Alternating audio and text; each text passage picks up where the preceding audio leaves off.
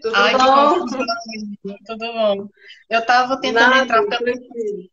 eu tava tentando entrar pelo meu tablet, só que quando eu entro, não aparece essa opção de eu solicitar participação ao vivo.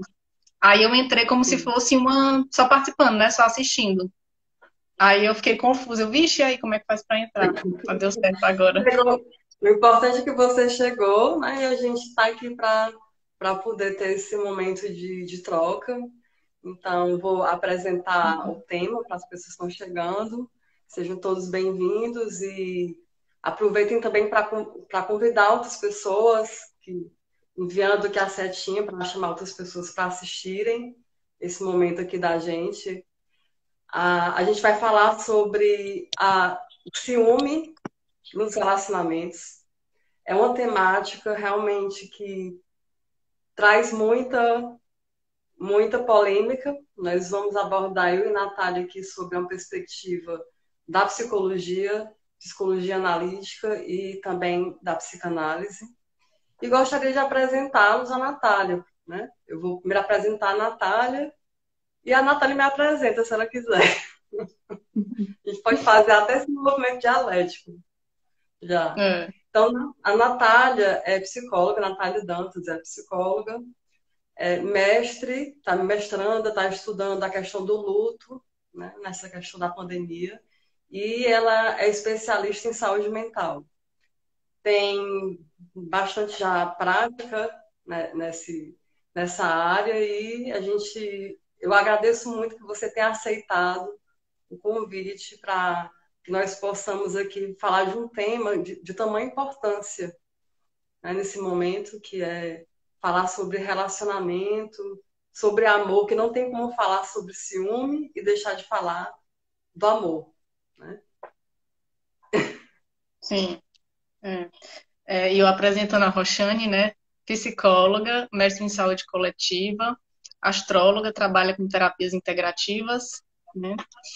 E somos de Fortaleza, né? Mas agora eu não estou mais em Fortaleza, estou morando em Santos, né? A vida foi me encaminhando para esse destino. E estou atendendo aqui, trabalhando como psicóloga, atendendo na clínica, atendendo também online e fazendo um mestrado, né? Buscando me aperfeiçoar. Isso. E quando a gente começou a interagir, pensamos aqui em como esse tema de ciúme, ele aparece nas relações, né? Natália, assim, é um tema que é tabu. Então, quando se fala sobre ciúme, sobre relacionamento, as pessoas geralmente, quem nunca conviveu, quem nunca teve um relacionamento ou quem nunca conheceu alguém que é muito ciumento. Mas aí vem todo um pensamento de que já tem que se rotular o ciúme e nós decidimos trazer para o público essa visão da psicologia, a visão da psicologia a partir também de Byton, e eu vou falar um pouquinho sobre isso. E aí você traz também essa questão da psicanálise, principalmente a gente tem contextualizando dentro dos relacionamentos, né? Porque assim, como que isso acaba atrapalhando as relações? Quando não é olhado com clareza. E já dando início, me vem muito uma frase, né, do Jung de que a psique, para existir a psique, para que a psique se constitua, tem que haver amor.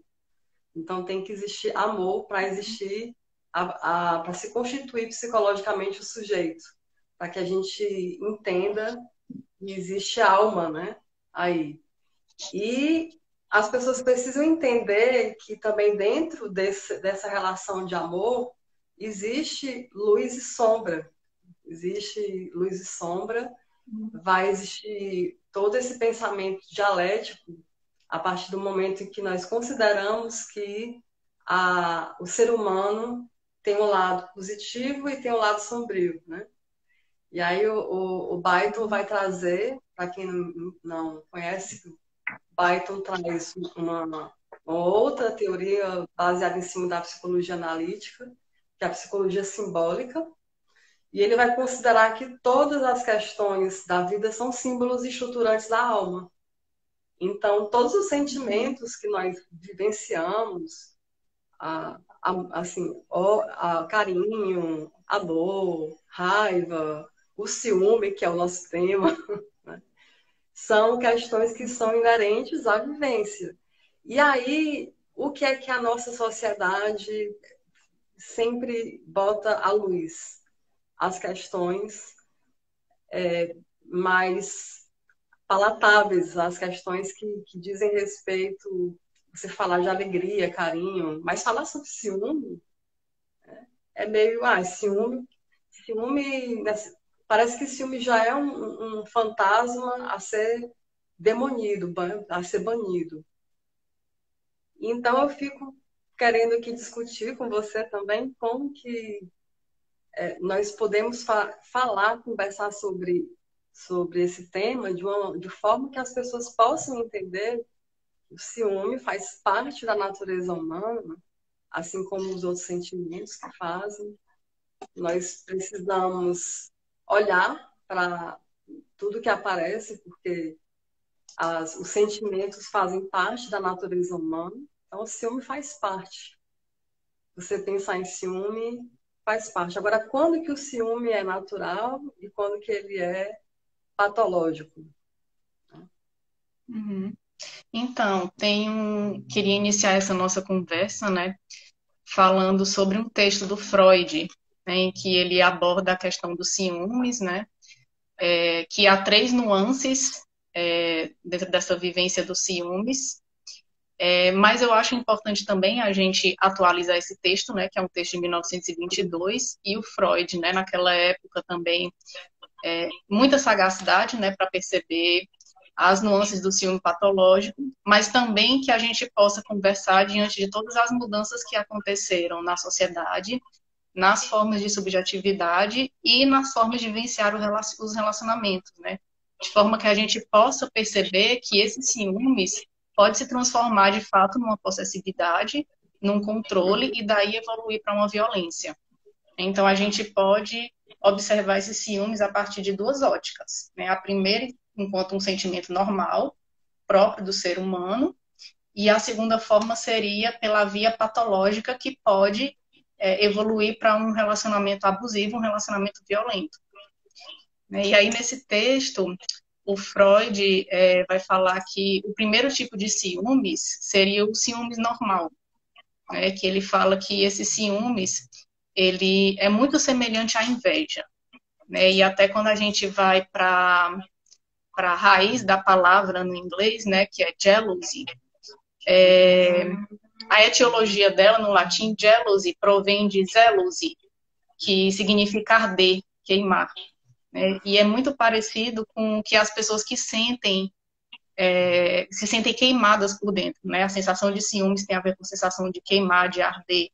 Né? E aí isso remete também a outras sensações que estão atreladas ao sentimento de ciúmes, que é a raiva, a angústia, né? Essa sensação de insegurança, de vulnerabilidade.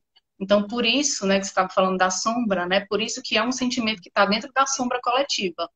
É porque a gente não lida bem com ele, lidamos muito mal com ele, porque ele nos coloca de encontro às nossas vulnerabilidades e às nossas inseguranças, e por conta disso se torna algo extremamente ruim, né? Algo que não é falado, né? Algo que é tabu, as pessoas que sentem têm vergonha de demonstrar isso, né? Inclusive é muito comum, né, nos casais em que há uma pessoa que é ciumenta, a outra que aponta, né? Aí, você tá com ciúmes? Né? E aí a pessoa que é ciumenta, não, que é isso, né? É muito comum a gente ver Jamais, isso, né? né? Exatamente. A pessoa não quer mostrar, né? Porque ninguém quer mostrar as próprias vulnerabilidades, né? Porque isso é visto como algo inferior, como algo menor, como fraqueza. Né? E aí o Freud vai falar que esses ciúmes, ele surge na infância, né? Quando nasce um irmão. E aí é nesse momento que a criança vai se deparar com a possibilidade de que os pais não se satisfazem mais apenas com aquele filho, né? A criança vai de encontro a essa sensação de que eu não sou o suficiente para satisfazer o desejo dos meus pais, né? Porque eles quiseram um outro filho, né? Eu não fui suficiente para eles. E aí, nas crianças também é muito comum esses ciúmes de brinquedo, né? Tipo assim, a criança que gosta muito de um brinquedo, ela fala, não, não pega nesse brinquedo, né? Eu tenho ciúmes, não brinca com isso, né? Eu não gosto que se aproxime disso porque isso é meu. E aí, ao longo do desenvolvimento da nossa personalidade, esse sentimento vai ficando mais complexo, né? Vai se diversificando, e é quando a gente pode abrir esse panorama para entrar a terceira pessoa, né? Porque quando tem a inveja, só estão presentes duas pessoas, né? Eu invejo uma coisa que o outro tem, eu invejo algo que aquela pessoa algo que aquela pessoa representa e eu não sou, né?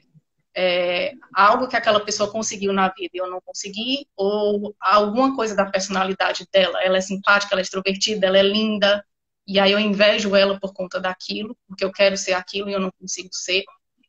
E aí, quando isso vai se complexificando nos relacionamentos afetivos, nas relações a dois, entra esse terceiro, né? E aí a gente vê que pode até falar, né, no fantasma do terceiro, né, que é quando Freud vai falar do segundo tipo de ciúmes, que é o ciúmes por concorrência.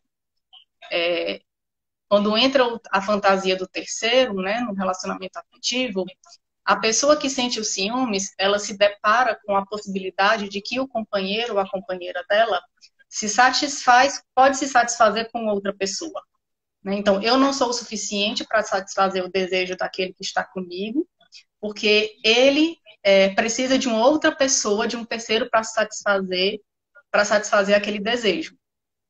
Seja da ordem da fantasia ou da ordem da literalidade, né? Quando uma traição já aconteceu, né? Quando a pessoa já foi traída e aí ela fica com aquela mágoa e depois ela fica com aquele medo de que aquela traição venha acontecer novamente. E, Né? E é interessante. assim, só Pode falar. fazendo um paralelo com a tua fala, isso me remete muito ao que o Byton vai falar sobre esse lado primitivo que acaba acontecendo quando você não olha para o ciúme, e quando ele diz que o ciúme ele é o guardião do amor, né? Então, assim, o ciúme como guardião do amor vai trazer a pessoa para ela observar com todos os detalhes, observar de uma maneira muito detalhada as fantasias que ela tem, né?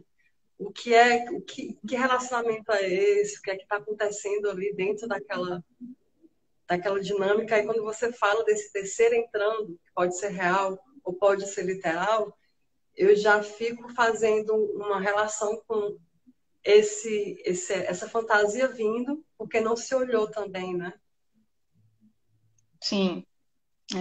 E aí, quando a gente pensa também nessa fantasia do terceiro, né, vai bem no sentido disso que o Byton fala, né, sobre os ciúmes, que é o ciúmes enquanto um afeto estruturante, que ele oferece possibilidades de reencenar o amor, né, ou como é que eu posso, como se tivesse instaurado ali a possibilidade da conquista, né, do outro, né, que aquele amor, aquele relacionamento, ele precisa estar sempre sendo nutrido, precisa estar sendo cuidado, precisa estar sendo olhado de uma forma diferente, porque mesmo nos relacionamentos longos, né, nos casamentos, nos relacionamentos mais estáveis e mais longos, o amor vai mudando, né? A pessoa que você era quando você casou e a pessoa que você é depois de 30 anos de casado não é a mesma pessoa, né? Então aquele afeto ele precisa ser nutrido, né?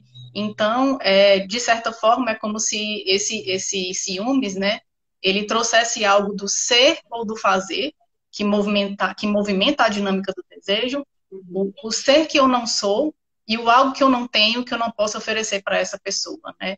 E isso faz com que eu considere também, né, que por mais estável que seja o relacionamento, ele não é eterno, né? E é aí que a gente precisa quebrar também esse mito desse amor romântico, né?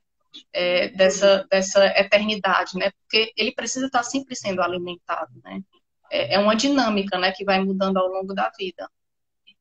Que faz parte do processo de individuação, aí trazendo os conceitos também do Jung básicos, vai fazer parte, porque se nós estamos nessa dialética de eu e outro todo o tempo, para poder nos construirmos, aí não tem como não olhar para esse movimento de luz e sombra, E aí a paixão inicial, que é o fogo, né? Pensando até fazendo essa amplificação também astrológica desse elemento fogo, ou de algo que queima, que é a sensação que as pessoas têm quando começa a paixão, que é o movimento inicial, onde você projeta na pessoa toda uma fantasia que está ali no inconsciente, mas que vai mudando e que se você não olha para esse ciúme também e também ou nega, que eu fiquei me lembrando que o Byton traz logo no começo desse texto dele, que é o Amor e o Ciúme, uma conferência,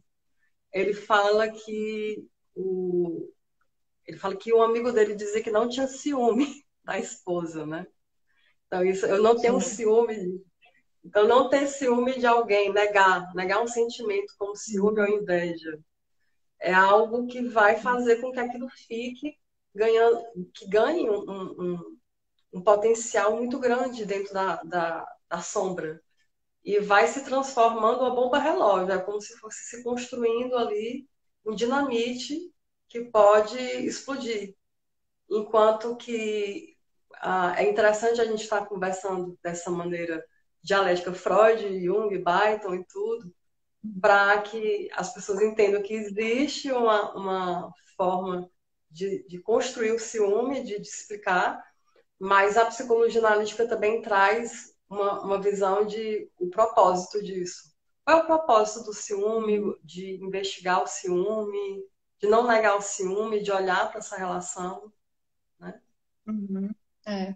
E a lógica é essa mesma, né? Assim, quando a pessoa que não sente ciúmes, né, que é esse exemplo do amigo, né, do Carlos É, Byton, o Freud vai falar que isso meio que não existe, né? Assim, é que esse ciúme está tão reprimido, tão recalcado, que realmente ele vai ganhando toda a força ali no inconsciente, né? Quando houver uma oportunidade dele se constelar, dele aparecer, ele vem de forma explosiva, né? Seja na descoberta de uma traição nunca esperada, né?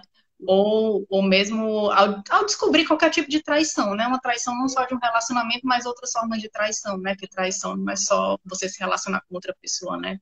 Traição é a quebra de uma confiança, né? Seja qual for o contrato que subjace, que está subjacente a essa confiança, né? Então pode vir realmente de forma explosiva, né? E aí é quando Freud vai falar também dessa segunda forma de ciúmes, né? Que é quando esse ciúmes vai ganhando outras conotações e se agravando, né? Digamos assim. Que é quando surge a desconfiança de que o outro está traindo, né? E essas fantasias inconscientes de traição são atribuídas ao parceiro, né? Isso diz respeito ao fato de a pessoa não conseguir lidar com o afeto do desejo pelo outro dentro de si mesma, né? Ela tem um desejo de trair ou já está traindo, e aí ela projeta aquele afeto no outro, no parceiro, como uma forma de tentar lidar com aquele afeto, né? E aí ela fica observando, medindo os passos do outro, né? Tentando controlar o que o outro faz, com quem o outro está, com quem ele está falando no celular, por que está passando muito tempo no celular, por que chegou mais tarde em casa. É uma forma da pessoa estar lidando com aquela possibilidade do terceiro, né? Ou da terceira, ou do terceiro, né? Dentro de exato. si. Né? E aí, como ela não consegue lidar com aquilo dentro dela mesma, porque está totalmente reprimido, vai assumir esse mecanismo da projeção, né? Que é jogar no outro essa possibilidade do terceiro, né?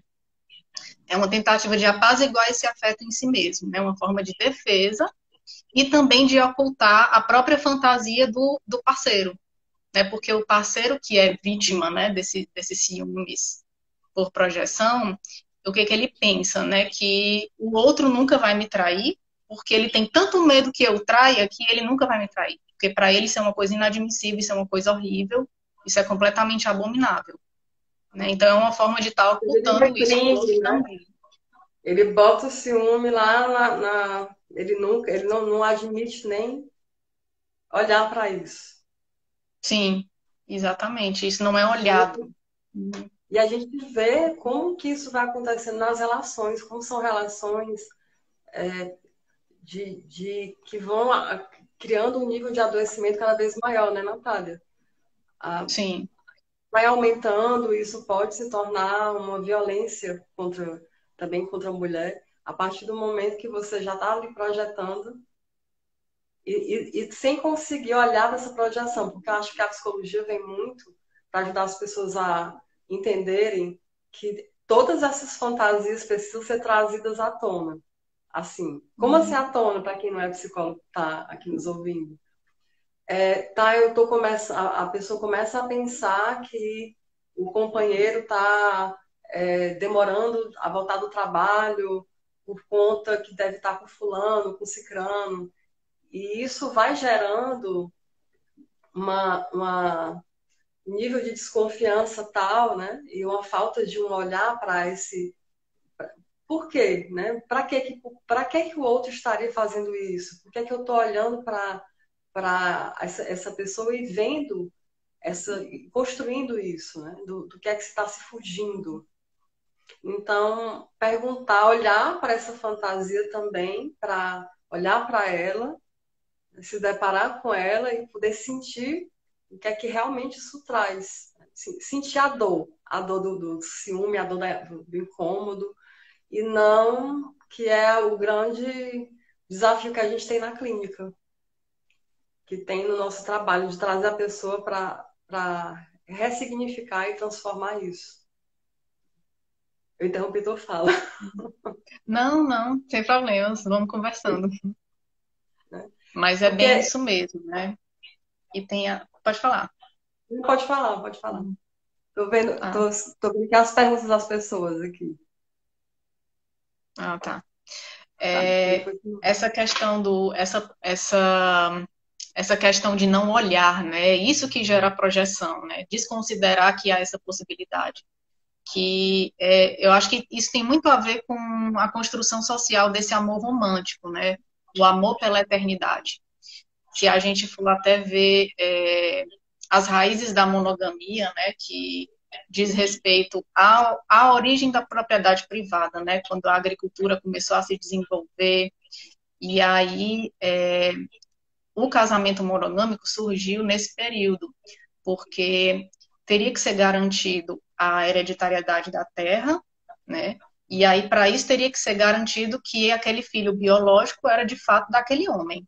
Né? Então, o casamento surgiu nesse contexto, né, do aprisionamento da mulher, de forma que essa mulher não tivesse possibilidade de ter filhos provindos de outro homem. Então, a necessidade de fechar o relacionamento, né, que nos povos originários não existia monogamia, né, as formas de relacionamento eram poligâmicas, surgiu a partir dessa necessidade de aprisionar a mulher e garantir a hereditariedade das terras, né, que as terras iriam para um filho biológico do homem. E aí, quando a gente vê que essa possibilidade do terceiro, né, que é um fantasma, né, eterno em todos os relacionamentos, né, quantos filmes, né, quantos livros, quantas histórias trazem essa questão. Quando essa possibilidade não é considerada, ela é completamente desconsiderada, ela surge pela projeção.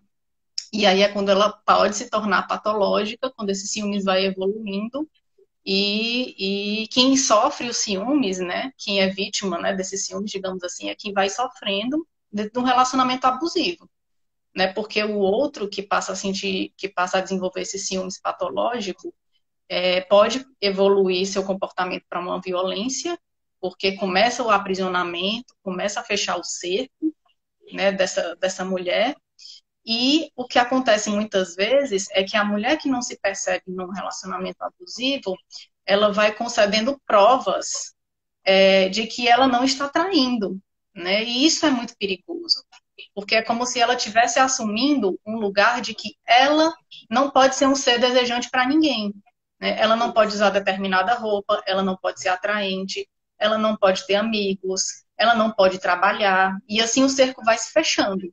Né? E isso prejudica muito a autoestima dessas mulheres, né? Eu trabalhei um tempo num serviço, no Centro de Referência da Mulher, trabalhei lá por 4 anos, atendendo mulheres em situação de violência. E essas mulheres chegavam com a autoestima extremamente prejudicada, né? E sempre trazendo essa dinâmica, né? De que, quando elas traziam na fala delas, né? Ah, começou porque ele era muito ciumento, né? E aí eu já acendia o meu radar, né? Mas ciumento como? Né? E quando elas começavam a descrever esses ciúmes, na verdade, o que eu percebia e que eu auxiliava elas a compreenderem é que não eram ciúmes, era um controle, né? Não é um ciúmes, o ciúmes normal, né? Que a gente vê nos relacionamentos e que movimenta certos desejos. É um controle, necessidade de controle, de fechar o cerco, de aprisionar a mulher de todas as formas. E isso é extremamente trágico, né? Elas internalizam uma série de violências de ordem psicológica, de ordem moral, de é, realmente se identificarem com o que o agressor fala, né? Que ela é feia, que ninguém gosta dela, que ninguém quer ela. E aí a autoestima dessas mulheres fica muito prejudicada. que São assim, me provas vem de amor que elas muito. tentam dar que são autodestrutivas, né? Elas Deixar estão deixar de ser retroalimentando. atraente, né? Um retroalimentar esse ciúme para tentar, na ilusão, por não conseguir entender o que realmente é uma violência doméstica, que aí vem os tipos de violência, que é uma violência física, ela pode ser física, pode ser moral, né? Pode ser patrimonial, pode ser. Tem vários tipos de formas de violência contra a mulher. E a gente vê que não se. A nossa cultura, mesmo com a Lei Maria da Penha, mesmo que isso já seja difundido, a maioria das mulheres não consegue pedir ajuda. Me vem muito esse tema, quando você falou da sua experiência, eu me remetendo também à minha experiência em delegacia da mulher já. Como que elas vêm e não tem consciência da própria fala. A própria fala também é aprisionada dentro delas. E esse medo de, de falar, né? Então a gente vê que é recorrente falar e depois tirar a queixa, hoje não pode mais, né? Então tem toda uma questão de também um medo que se tem em relação a ser protegida realmente pela justiça. Já estou entrando um pouco nesse âmbito, mas não tem como não falar, até porque a gente está falando aqui sobre a questão da cultura patriarcal, que é uma cultura que acaba fazendo com que essa temática do ciúme ela se torne muito mais do que necessária nesse momento de ser falada.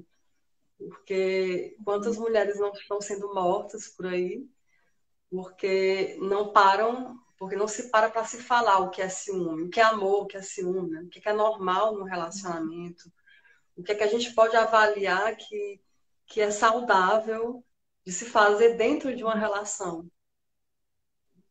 Sim, Isso. quando você fala sobre isso, né, sobre não falar sobre o que é amor e o que é ciúmes, isso me remete a essa constante ligação que as pessoas fazem dos ciúmes ao amor. De fato, ele está ligado ao amor, né? Quando a gente pensa Uhum. no desejo, né? Quando a gente se vê como seres desejantes e que o companheiro, né, ou a companheira com quem a gente está também é um ser desejante. Mas quando ele já está entrando por essas vias patológicas, né? As mulheres, muitas mulheres, né, que entram nesse ciclo da violência, elas não conseguem perceber que esses ciúmes não é mais um sinal de amor, né, que isso é extremamente perigoso e extremamente danoso, né, e elas acham que isso é uma prova de amor. E aí eu fico pensando também que tipos de repertórios de afeto essas mulheres estão vivenciando, que repertórios de afeto elas trazem na história delas, né, que o afeto ele só pode ser demonstrado dessa forma, né, de de ciúmes, né, de controle, de minar a individualidade, de minar o crescimento da pessoa, o desenvolvimento pessoal da pessoa, né? Por que esse Eros ficou aprisionado desse jeito, né? Eros não gosta de ser aprisionado, né? Quando a gente lembra da Afrodite, né, que é a deusa do amor na mitologia, a Afrodite é uma deusa livre, né? A deusa criativa, ela fornece vitalidade. Esse é o símbolo do amor. Então, o Eros aprisionado é totalmente contrário desse amor livre, é o oposto disso. Né? Por que esse amor ficou identificado, né, dessa forma nessas mulheres? Né? Por que elas não conseguem fazer essa distinção?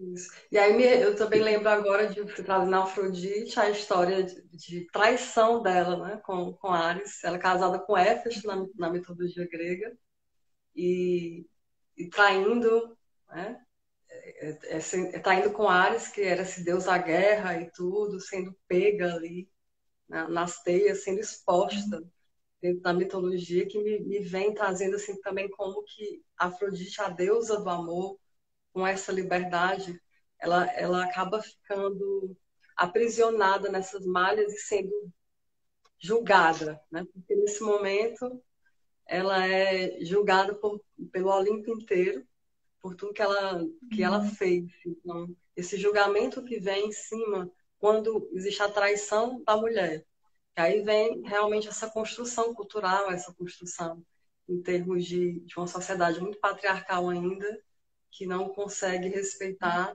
a liberdade, nossa liberdade e o repertório. Ah, quando tu colocaste essa questão do repertório, me vem muito que olhar para essa construção dos relacionamentos, que foi o que gerou esse amor patológico, adoecido, que não é amor, né? Que é controle, Uhum. é necessário para que você consiga fazer uma transformação e olhar para a relação de uma maneira diferente. Isso envolve mergulhar dentro do mundo de Hades, né? Dentro Uhum. dessa caverna, dentro desse local onde a gente vê tudo que é sombra, a gente vê as nossas dores. E aí as pessoas, as mulheres, né? Os homens também, porque os homens também vivenciam relações aprisionadoras, porém mulheres são mais vítimas de relacionamentos adoecidos. Então, precisar mergulhar dentro desse mundo sombrio aí para poder resgatar essas memórias. E a vergonha, o sentimento de vergonha, o sentimento de desespero, o sentimento de que tem coisas ali que são ricas, porque lembra que o Plutão ele traz essa simbologia de riqueza, né? Plutão é rico. Uhum. E é interessante porque quando o Jung, pegando dentro da proposta da psicologia analítica, quando a gente vai trazer as amplificações, sempre lembrando que a amplificação ela vai trazer uma possibilidade criativa de se lidar com aquela ferida. Então, Plutão vai mostrar essas dores, essas sombras que elas têm que olhar, mas enquanto riqueza, Hades, né? De riqueza, de olhar o que está ali no submundo, ele também aponta ali as soluções, né?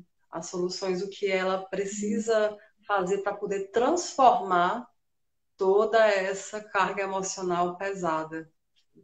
Chega a gente Uhum. falar disso é pesado, né? É interessante Sim. porque traz uma... Eu até estava observando que as pessoas estão só escutando, não perguntando muito, né? Geralmente, porque Uhum. é um tema tabu, é um tema que, que as pessoas têm vergonha de dizer, eu já vivenciei um relacionamento abusivo, eu já vivenciei um relacionamento de Uhum. controle. E também até de se perguntar até que ponto é controle, até que ponto, né, é amor, Uhum. como você está colocando aí. Essa É. visão Uma, uma, de propriedade privada que com a mulher é vista. sim. Você falou agora sobre até que ponto é amor, até que ponto é controle, né? E aí, uma questão que eu gosto de levantar sempre, né, quando a gente fala sobre isso, sobre relacionamentos abusivos, é que se a mulher está em dúvida se ela está num relacionamento abusivo ou não, é grande a probabilidade de que ela esteja, né? Porque a primeiro sintoma, né, digamos assim, né, para não ter outra palavra melhor para utilizar nesse momento, o primeiro sintoma no relacionamento abusivo é a confusão, essa confusão mental, né, que o homem faz com que ela se sinta confusa, né, diz que ela tá louca, diz que é coisa da cabeça dela, diz que isso não está acontecendo, que é ela que está imaginando, eu não estou traindo você, é você que está imaginando, isso é coisa da sua cabeça, você está louco, você está doida. Então, essa confusão mental que o agressor coloca a mulher, insere nessa dinâmica, né, é o primeiro sintoma do relacionamento abusivo, né? Então, eu digo que se ela está em dúvida, isso é quase uma certeza de que é abusivo, né? Porque não é algo normal, né? Assim, se está causando sofrimento, se está minando outros relacionamentos dela, amizades, trabalho, a individualidade dela está sendo cerceada, a personalidade dela está sendo minada, está sendo ceifada, então é grande a probabilidade de que seja, de fato, um relacionamento abusivo, né? As pessoas estão comentando que está muito bom, gratidão aqui.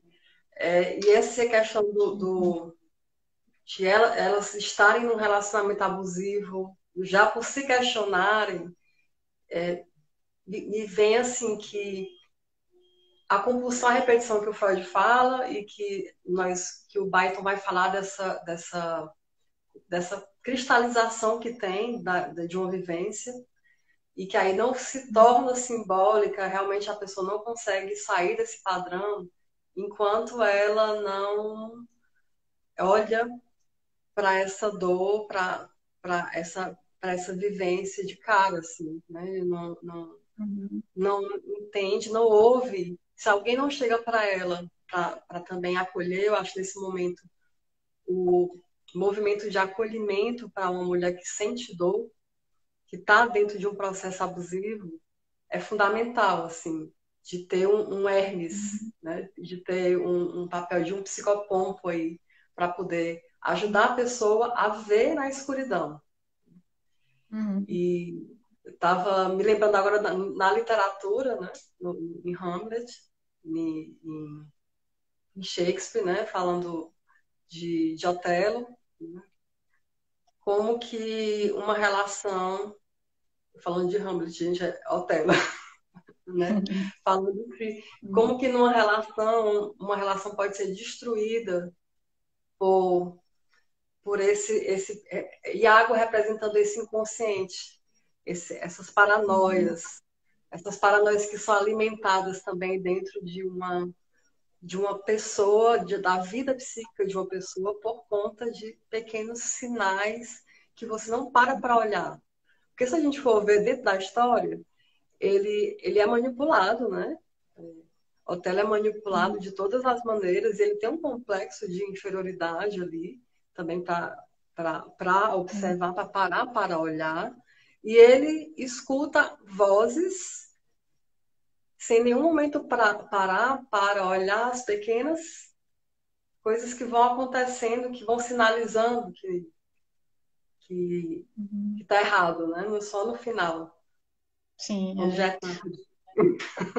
é. O drama, a tragédia, né, shakespeariana, né, ela é muito de 1622, 1600 alguma coisa. E como ela é atual, né? Porque é uma história que se repete, né? É um drama arquetípico que se repete e está vivo até hoje, né? Que o Otelo era um mouro, né? Era negro, né? Tinha essa questão do complexo de inferioridade que você falou.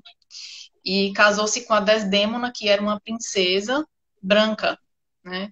E aí o Iago, né, entra nessa como o quarto, né, nessa relação, porque tem um terceiro que é o Cássio, né, que recebe uma função dentro do exército que o Iago almejava e o Otelo não deu essa função para ele. Então o Iago é o tinhoso, né, o intrigueiro. Começa a sussurrar no ouvido do Otelo: será que Desdémona não está com o Cássio, né? Será que ela não está traindo você? Olha como o Cássio é bonito, né? Será que ela não tá gostando mais dele do que de você? Olha como ele é atraente. Né? Então ele começou como você bem colocou, né? É a projeção dessa sombra. Né? É interessante como o Shakespeare constrói essa tragédia como um drama psicológico todo personificado nos personagens, né? São os complexos psicológicos, complexos psíquicos realmente atuando ali, né? Naquele quaternio, né? E aí, dentro desse drama, né, dessa tragédia, a gente pode observar essas três formas de ciúmes que o Freud fala, né? Porque começa com os ciúmes, né, da desconfiança, que evolui para um ciúmes patológico, que é esse ciúmes da projeção, né, que tem muito essa questão também do complexo de inferioridade, né?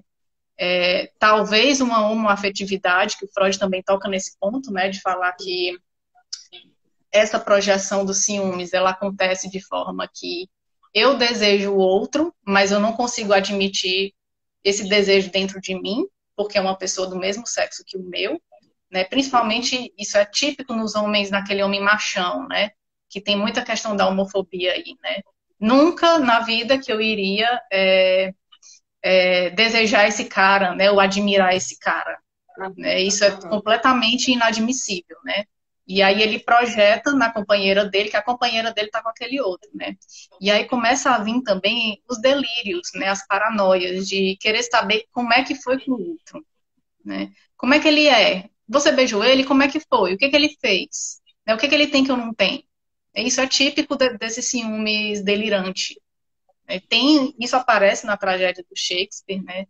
Tem outro filme também que eu me lembrei, mais contemporâneo, que não sei se você já viu, Roxane, é aquele Closer. Closer, Sim. perto demais. Maravilhoso esse filme, né? Não tem a violência, né? Mas tem esse ciúmes delirante, né? Que aparece no casal, né? Que é a Julia Roberts e o Clive Owen. Não lembro como é o nome dos personagens, né? Que ele fica querendo... Ele descobre, né? Que ela traiu ele, né? Com o Jude Law, ela fala, e ele fica com aquela coisa, né? Querendo saber como é que foi, né? Foi melhor com ele do que comigo? Fica esse delírio, né? Que representa esse desejo pelo outro reprimido. Esse desejo recalcado que aparece na forma de projeção. E tem também aquele outro filme De Olhos Bem Fechados. Exatamente, De Olhos Bem Tem Fechados, a que é clássico. fantasia, que ela fala da fantasia que ela tem, e aí nem aconteceu, mas isso já destrói, assim, já gera toda uma questão delirante realmente. Sim, Como isso acontece, né? muito comum. E tem uma terapeuta de casais, ela é sexóloga, psicóloga, o nome dela é Esther Perel. Ela tem um livro maravilhoso que é Sexo no Cativeiro. Eu recomendo para o pessoal que estiver assistindo, porque ela não usa conceitos, né? Não é um livro técnico de psicologia, ela fala numa linguagem bem fluida, né, e bem simples, e ela fala sobre essas questões de uma forma muito criativa, né? Ela traz vários casos de pessoas de casais que ela atendeu, que passaram por essas questões, né, de ciúmes, de traição, e como que ela auxiliou esses casais, essas pessoas a irem se reinventando. Né? E aí ela traz uma questão muito interessante, que eu acho que nesse filme de Olhos Bem Fechados, esse casal passa por isso, que é essa fantasia do terceiro reacendendo a chama do amor no casal. Né? Como é que essa fantasia pode ser utilizada de forma criativa? Né? Então, a que ponto ela está me deprimindo, né? Ela está me fazendo sentir esse ciúme corrosivo, ela está me machucando, e até que ponto ela pode ser utilizada, pode ser movida, né, de forma criativa. E se ela pode, né? Então, tudo isso é dialogável, né? Porque, assim, se tem alguma coisa que está mobilizando muito ciúme, de repente tem algo ali que pode ser olhado melhor, né? Ou não, a gente precisa realmente avaliar cada caso. Também tem uma outra autora, falando dos autores, estou só olhando aqui o tempo, porque gente, foi tão fluido, Lógico. e já vai quase Eu dar acho que tem uns 7 horas. 15, acho que tem uns 15 minutos ainda. Aí, o que acontece? Tem um livro também que é da Wanda Diório, né? Que é Terapia de Casal.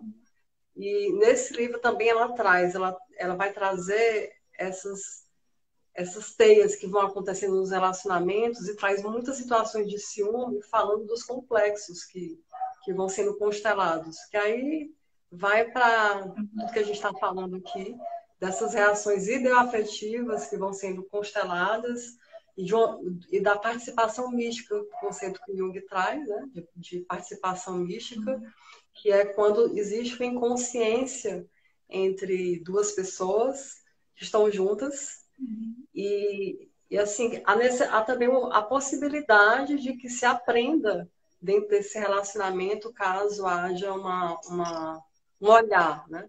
Porque aí vem muito, eu sempre me pergunto, quando a gente traz um tema, como que a gente pode pensar na terapêutica disso? E aí esse livro Wanda Diório, ela vai trazer que você observar essas projeções, esses complexos, e que o analista trabalhar isso, você vai ter que trazer realmente o casal para lidar com o fogo do sofrimento, para olhar essas fantasias, para tirar a potência do complexo, porque ele precisa ser integrado, né? Para quem está nos Uhum. ouvindo aqui, esses complexos aparecem como, pensando aqui no drama shakespeariano, né? Esses personagens podem ser compreendidos como complexos também, que precisam ser integrados, que precisam ser conscientizados, despotencializados naquele afeto, para que a consciência possa se ampliar. E aí que vem também uma questão, porque é angustiante, a gente não sabe se tem cura, né? Que é isso que você está tocando. Eu acho que é bem importante de ficar pontuado isso, que quando se vai trabalhar com um casal que está num relacionamento com ciúmes, com questões de ciúmes muito intensas, pode ser que aconteça tudo, ou pode ser que aconteça um término, né? Porque como é uma visão dialética, é uma visão de ter que trabalhar esses complexos, de repente, a gente não sabe se os dois vão conseguir caminhar no mesmo passo. Se as duas pessoas vão conseguir perceber aquilo juntas. E, de repente, pode ser um relacionamento abusivo, totalmente não tem como tratar, já de primeiro. Pode ser que tenha muito potencial de transformação e de cura, e aí tem que se sustentar o conflito. Tem que sustentar a função transcendente que vai vir dessa dialética de um casal que vai procurar terapia e tem essas questões de ciúme e quando eles vão trazer, né? Não sei se tu já atendeu o casal, Sim, eu assim, atendo. então, pronto, Atendo. então você sabe bem como é, né? Como que Sim. isso, até na primeira entrevista chegando já, existe todo um medo. Eu acredito que um dos maiores desafios é o terapeuta, o analista, trabalhar com casal. E o casal precisa ter muita coragem para procurar uma terapia de casal, né? Precisa, porque mexe com muita coisa, né? Porque É. o outro, a sombra do. Tem a sombra do casal, né? A gente projeta a nossa. Existe a sombra do casal que está ali, né? Indiferenciada, inconsciente, obscura. Essa E mexer participação nessa mística. sombra, dentro dessa participação mística, e mexer nessa sombra significa que os dois têm que estar preparados para mexer com isso, né? Por isso que tem Uhum. tanta desistência, né? Não é todo casal que consegue ir adiante, né? E às vezes, quando um dos cônjuges consegue ir adiante, você também está tratando o casal, né? Porque o cônjuge vai estar constelando ali aquelas dinâmicas, né? Uhum. E Uhum. você vai trabalhando aquela dinâmica ali a partir daquela pessoa que consegue ir sustentando as dificuldades, né? Os medos, as incertezas, as desconfianças. Às vezes só uma pessoa consegue sustentar, né? E isso o outro não consegue ir adiante, né? Às vezes os dois têm, eles se mobilizam para ir, é bem isso. E na hora do vamos ver, é muito doloroso, né, para onde eles vão Sim. vir. E para o terapeuta, a mobilização da conta transferência que vem. Porque aí vem também essa questão de como nós precisamos realmente ler, estudar, falar sobre isso, sentir isso na nossa história, porque senão os complexos são mobilizados, o nosso curador interno, né, o nosso inconsciente está ali em ação junto com a tríade. É muito curioso isso, porque são três. O Sim. terapeuta mesmo, dois e então, são três, e essas relações entre inconscientes exigem que a autoobservação dessas dinâmicas e sustentar o conflito como um jarro, né? Como você sustentar, Uhum. botar um jarro ali, alquímico, que pode ser que saia uma mistura, pode ser que se quebre. A gente não sabe o que é que É, vai vir. exatamente. A gente não sabe o que é que vai vir, né? Nesse sentido também da gente não garantir nada, né? Porque a terapia, ela é algo que é construído. A gente não sabe no que isso vai dar, né? Existe uma proposta, né, da melhora, né, da conscientização desses complexos, Uhum, mas a conscientização desses complexos não vem por uma via que não seja da dor, né? uhum. Porque a dor, ela é justamente aquilo que a gente sente quando a gente entra em contato com esses conteúdos inconscientes, né? Então a gente precisa sentir essa dor, né? A gente precisa sentir essa dor para conseguir integrar esses conteúdos, né? Se aproximar da realização do self, né? Porque é o self que chama, né? Também para terapia, né? O self começa a aparecer ali, a se constelar, né? A mostrar que algo precisa ser transformado, algo precisa ser mudado, né? Voltando para os Só para ciúmes, né? Esses traduzir aqui, ciúmes precisam ser elaborados. só para traduzir aqui para as pessoas, que alguns podem não citar psicologia, a gente, quando a Natália está falando de que o self é que chama, é essa conexão com si mesmo, com o nosso, essa busca da totalidade, essa busca do seu caminho próprio, que é a própria processo de Sim. individuação. Então, é isso que a Natália está colocando, esse chamado que vem, que como um casal chega a procurar uma terapia, é porque existe um aprisionamento aí, tá essa totalidade, esse self pedindo para se expressar e para ou cortar alguma coisa de vez, né? Ou curar. É um local muito desafiador, vejo assim, para nós estarmos, nossos complexos mobilizados. Mas continua que eu interrompi, eu falo de novo. Não, sem problemas. Mas é isso, né? Essa questão, esse livro da Esther Perel, né? Ela tem um capítulo que ela dedica só a essa fantasia do terceiro, né? Do ciúmes, como é que o ciúme surge nessa dinâmica, né? E ela finaliza esse capítulo com uma ideia no sentido de que a presença do terceiro, né? A forma como ela coloca, né? Que essa presença da fantasia do terceiro, ela é um fato da vida, né? Porque é isso que gera essa dinâmica dos ciúmes, né? Seja na fantasia, seja o terceiro em sua literalidade, né? Já presente ali na forma de uma traição, na forma de uma desconfiança, ou a possibilidade de haver um terceiro que vai ameaçar aquela relação da díade, né? A relação monogâmica. E aí ela Uhum. fala que cabe a nós escolher como lidar com isso, né? A gente pode enfrentar essa fantasia com medo, né? Com covardia, com indignação moral, com julgamentos, né? A gente julga muito, né? As pessoas, né? Inclusive a gente julga as pessoas que são ciumentas, né? Por isso que esse sentimento é um sentimento tão inferiorizado, tão difícil de lidar, né? Porque as pessoas que sentem ciúme são muito julgadas e aí elas não verbalizam, né? Não admitem o sentimento em si mesmas, né? E é por isso que o E Byton traz muito essa questão de, olha, gente, tudo isso aqui são símbolos estruturantes, inveja, ciúme. De uma outra maneira, é uma outra forma de falar também o que o Freud fala, mas trazendo para que tudo é simbólico, já é uma fala de que tudo é simbólico, e que a gente precisa sim, olhar, porque sim, precisa ser é olhado. simbólico, e aí quando, a partir do momento em que a gente lida com ele enquanto símbolo, né, ele tem uma multiplicidade de significados, né? Já pegando a própria definição do que é o símbolo, né, para o Jung, é aquilo que não tem resposta, né, porque se ele tem uma resposta certa, ele não é mais símbolo, né, e o símbolo é que mantém as coisas vivas, né, o símbolo ele é criativo. Então, se a gente pensa no ciúmes enquanto símbolo, esse ciúmes ele pode me levar a sentir medo, a recuar, a querer terminar o relacionamento, a reconhecer que eu não consigo mais ir adiante, ou ele pode me levar ao autoconhecimento, reconhecer minhas vulnerabilidades, minhas inseguranças, né?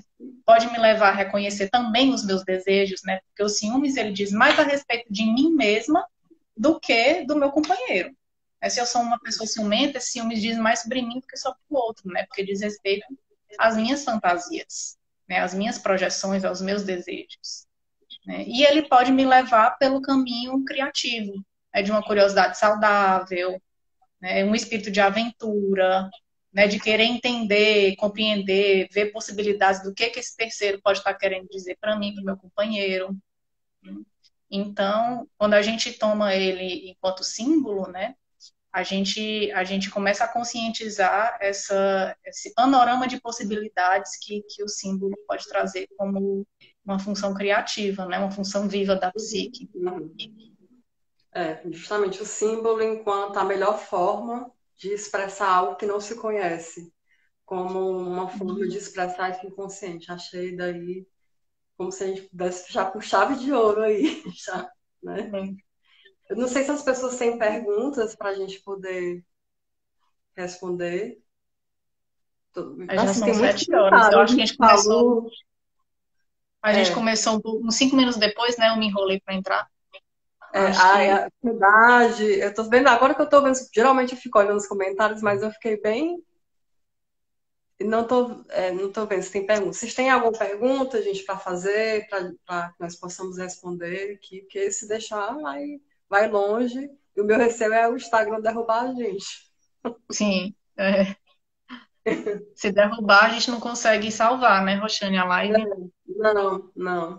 É. Aí eu queria saber se as pessoas têm perguntas para. Tu tem alguma consideração final que me que eu posso colocar também, que foi uma construção muito rica nesse momento agora, que leva realmente a se pensar culturalmente como que esse patriarcado esconde a voz das mulheres que são oprimidas e como Sim. que a psicologia analítica, assim, a gente vê aqui que é psicanálise, a gente trouxe psicologia analítica, nós trouxemos amplificação, que é Eu digo que o Freud é o pretinho básico, né? é o Porque preciso. ele fala muita coisa, né? Século XIX, né? Mas muita coisa atual, né? A gente vai reinventando, né? Vai falando na linguagem também da cultura, né? Que muda, mas a sagacidade e a inteligência, né? De tanta coisa importante, né? Do legado que ele deixou, tá sempre atual, né? É. E eu ainda pensei também em falar sobre astrologia, mas acho que não, nem cabe, porque já foi esgotado, assim. Acho que quando a gente falou sobre Hades, por exemplo, Hades enquanto descer para esse local de mergulho, então é como falar de Plutão, desse arquétipo de Plutão, de falar sobre a necessidade de olhar para esses padrões e também o estereótipo que tem do signo de escorpião, né? É interessante porque todo mundo fala, é escorpião, aí, não, escorpião é ciumento, escorpião é vingativo.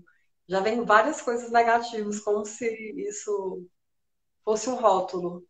Então, é uma visão também, que aí eu não vou explorar muito isso, porque a gente já está finalizando, de lembrar que, por exemplo, para a astrologia psicológica, quem trabalha com a astrologia de uma maneira simbólica, os planetas são padrões de energia e eles vão trabalhar com símbolos. Então, quando a gente fala de uma energia escorpiana, a gente está falando de uma simbologia do ciúme enquanto essa função que é múltipla. Então, não dá para dizer que é negativo, que é ruim, que a pessoa é destrutiva, que a pessoa é ruim. Tem várias coisas aí para falar.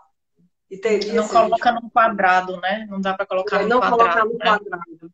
Que, na verdade, a nossa fala toda aqui também é para colocar para as pessoas entenderem que o movimento que se tem ao falar de relacionamento, o movimento que se tem ao falar de ciúme, ao entender, ao receber uma escuta, né? Receber uma escuta de uma mulher em sofrimento, de um homem em sofrimento, de um casal em sofrimento, por conta de sentimentos que são considerados tabus, né, na sociedade. Acho que Sim. a gente encerra assim. Eu te agradeço muito. Eu achei assim, que para as pessoas. Muita gente comentou que é porque saiu passando, que deixa salvo. Gente, eu vou deixar salvo, com certeza. Né, que eu vou deixar salvo. Agradeço muito, Natália, por ter aceito o convite. Foi Eu que muito agradeço o rico. convite, Roxane, adorei. Faremos mais. Faremos mais, assim. Vamos ter uma segunda edição aí, a gente depois combina, É, né? Dá para fazer outra E só de relacionamento abusivo, né? Dá para fazer dá que não, já traz tantas ia outras coisas, né? falando, e eu pensando, bem Maria da Penha, violência física, né, violência moral, patrimonial, todas a história, a própria história da Maria da Penha, de construção, Uhum. esse movimento do sagrado feminino que é trazido Sim. também, por que está surgindo agora, que o Byton fala tanto sobre esse matriarcado que sobe, que surge, Uhum. esse Sim. arquétipo do matriarcado, e a necessidade da gente lidar com o arquétipo da totalidade, ou seja, não é negar o homem nem negar a mulher, né? É uma integração. Uhum. Só que para isso nós estamos no movimento de olhar para um feminino ferido, um feminino rejeitado, um feminino que, que há muitos e muitos anos e séculos que está sendo calado, silenciado. Sim. E, e é isso. Espero que as mulheres, que eu vi muita gente assim aqui que conhecida, e pessoas que falavam que estavam interessadas nesse tema, tenham apreciado. E se tiverem alguma pergunta, se dirijam, podem perguntar para a Natália ou para mim, a gente está disponível aqui, aberto às perguntas. Né?